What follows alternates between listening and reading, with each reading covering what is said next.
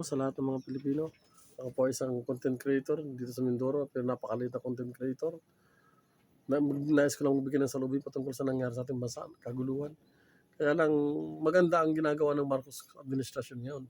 Nakikita ko kahit hindi ko yan binoto, nakikita dahil sa libro ay pangit ng nababasa natin nung pinamulat sa atin, pero nakita ko ngayon napakaganda ang ginagawa ng Marcos.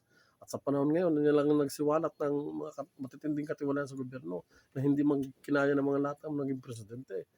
So totoo ang ating Marcos ngayon. Kaya nga yung mga sa Senado, yung mga sangkot dyan, nagtatakipan kita sa Marcoleta. Natanggal na mga padali nila eh. Mabuti na lang napalitan niya si Escudero ni Soto at nabago ang setup at sila Lacson.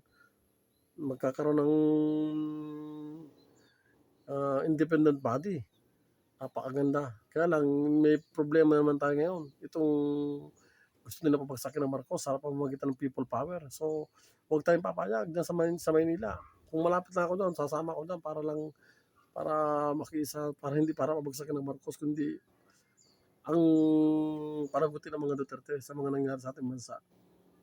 So, yung mga grupo na magrarally dyan, iingat kayo dahil baka masingitan kayo ng mga Duterte at ng mga ilang tao at magsisigaw doon ng Marcos resign hanggang sa magkagulo-gulo na. Di masama na mangyayari sa ating bansa.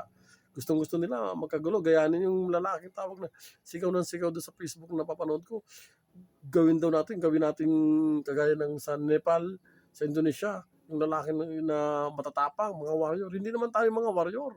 Mabubuting warrior tayo mga ang bansang Pilipinas ay mga makadiyos na tao. Hindi man tayo kagaya ng ibang bansa na halos hindi kumilala sa Diyos. Walang hindi makatao. Tayo makatao. Christian country tayo. Tayong papayag sa mga sulsul ng mga Duterte, mga grupo na binabayaran. Manatili tayo sa Administrasyong Marcos. Ipaglaban natin ang Administrasyong Marcos sapagkat sa nakikita ko ay yan lang talaga ang pag-asa natin. Salamat po. Yun lang po yung opinion ko.